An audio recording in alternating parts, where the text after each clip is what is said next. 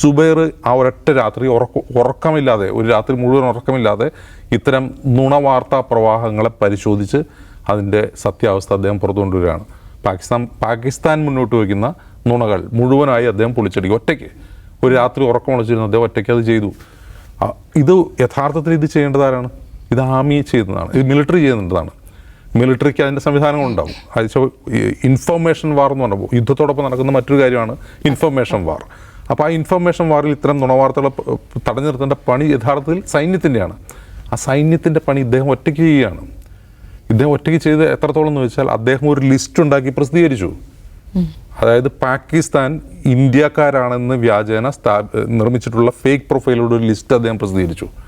അത് ഇത്രയും കുറഞ്ഞ സമയത്തിനുള്ളിൽ, അതായത് ഈ ഓപ്പറേഷൻ സിന്ദൂർ ആരംഭിച്ച് ഇത്രയും കുറഞ്ഞ സമയത്തിനുള്ളിൽ ഒരു വ്യക്തിക്ക് ഒരു സ്ഥാപനത്തിന് ചെയ്യുക എന്ന് പറഞ്ഞാൽ അസാധ്യമായ കാര്യമാണ്. അദ്ദേഹത്തിന് സാധിക്കുന്നത് എന്തുകൊണ്ടെന്ന് വെച്ചാൽ കഴിഞ്ഞ 10-15 വർഷമായിട്ട് അദ്ദേഹം ഈ ജോലി ചെയ്യുന്നതുകൊണ്ടാണ്. അവർക്ക് വളരെ പെട്ടെന്ന് വളരെ വേഗത്തിൽ ഇത് ചെയ്യാൻ കഴിയും.